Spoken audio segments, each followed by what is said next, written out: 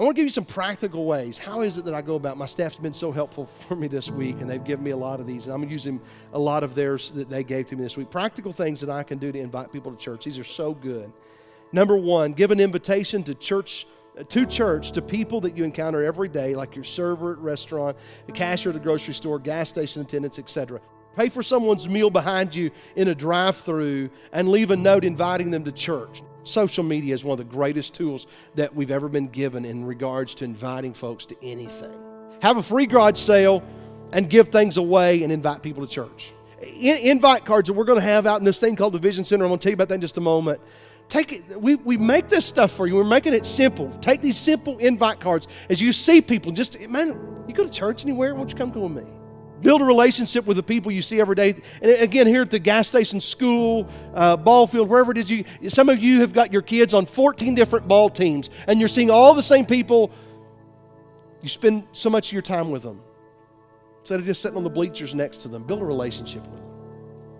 Find out where they are spiritually. They're all around you. I understand the vision of this church, so you can share what this church is about. When people ask you about it, I don't want them to ask me about something I don't know about. Understand it. Get involved in it.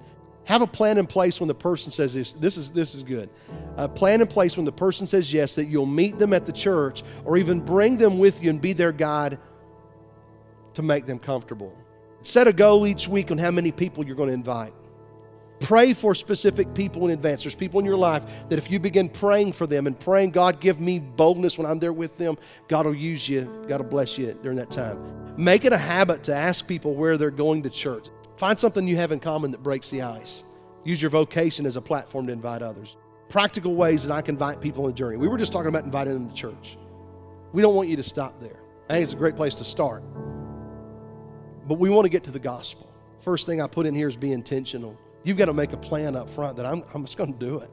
Use some tracts to break the ice. Invite your neighbors and friends over who don't know Jesus to your home for dinner and strike up a gospel conversation. How good would that be?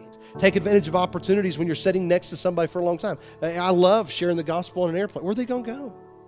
Choose an evangelism strategy that you're comfortable with, and we give you ideas of that. We train you every year in these. Pray for people by name that you're going to share with. Up front, knowing that, hey, I've got this one guy I got to share. Start praying for him. Prayer walk your neighborhood. Go in groups. Take somebody with you when you go to share. Come up with, this was a good one, come up with 3 or 4 starter conversations that help you to bridge the gap to the gospel.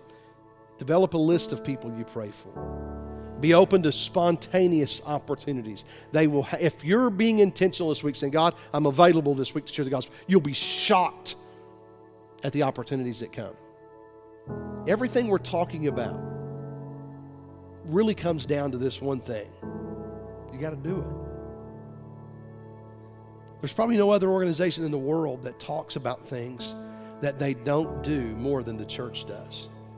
Here's what I'm convinced of, this one thing.